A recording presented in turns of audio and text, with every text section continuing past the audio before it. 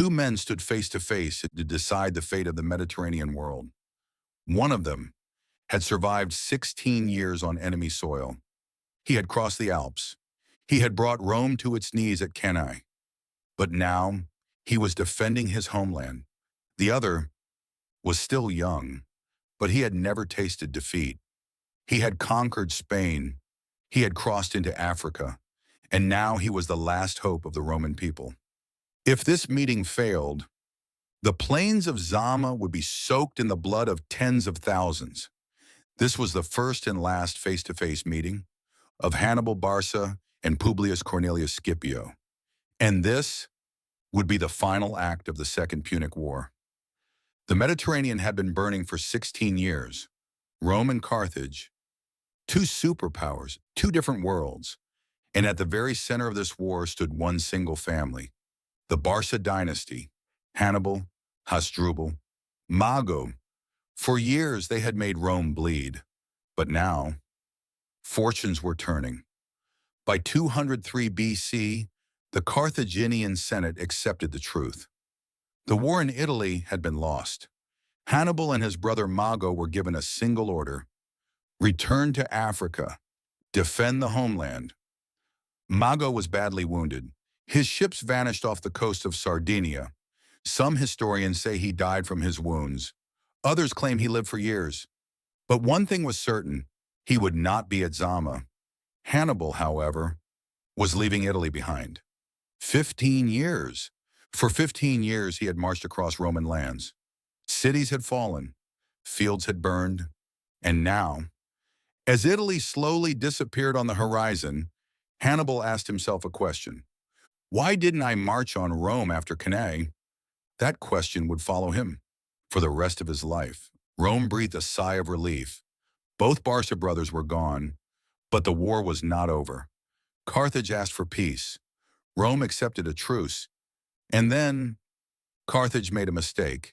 A Roman supply fleet was caught in a storm. The ships were driven onto Carthaginian shores. The rules of the truce were clear. Looting was forbidden, but public pressure prevailed. The ships were seized. Scipio was furious. Envoys were sent, and those envoys were nearly lynched in the streets of Carthage. That wasn't enough. On their way back, an ambush was prepared. This was an open declaration of war. Scipio's response was clear: prepare yourselves. When Hannibal landed in Africa, he was no longer young, but his army was still dangerous. Battle-hardened Italian veterans, newly raised African troops, 80 war elephants, and one more hope: the Numidian cavalry. But Numidia was divided. On one side stood Hannibal, on the other, Scipio's ally, Massinissa. This war would also decide the future of Numidia. Hannibal camped near Zama, and when he learned that Scipio was burning his fields, there was no more time to wait.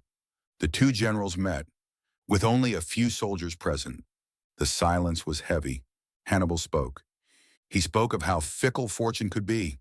He warned Scipio. He offered peace. Even if you win, it will add nothing to your glory. But if you lose, it will erase everything. Scipio's answer was firm. Either you surrender, or we fight. The two men parted, and now the gods were silent. Morning came.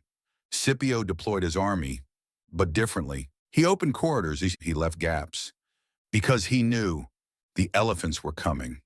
Hannibal sent 80 elephants forward. The ground trembled. Roman trumpets sounded. The noise terrified the beasts. Some turned back, trampling their own men. Others ran through the corridors, fleeing the battle. And then the cavalry, Massinissa charged. Laelius charged. The Carthaginian cavalry fled. But this was Hannibal's plan. The Roman infantry advanced. First the mercenaries, then the heavy infantry. Each line drained Rome further. And finally, the Italian veterans advanced. Both sides locked in place. No retreat, no advantage, until the ground trembled again. But this time, not from the elephants. The Roman cavalry had returned. They were behind Hannibal. At Cannae, Rome had been destroyed this way. Now, the roles were reversed. The Carthaginian army collapsed. 20,000 dead, 20,000 captured. Hannibal fled, and the war was over. Carthage surrendered. Harsh terms. The fleets were burned. The elephants were handed over. But the city was allowed to live. Scipio returned to Rome. Now he was Africanus. Hannibal, however, went into exile. Years later, they met again. Scipio asked, "If you had defeated me, where would you place yourself?" Hannibal answered, "Above Alexander." And years later, a fortress, a cup of poison. Hannibal's final words were these: "Let us relieve Rome of the trouble of waiting for an old man's death." This was not the end of a war. This was the beginning of Rome's domination of the world. Thank you for watching. Don't forget to subscribe and like. I love you all.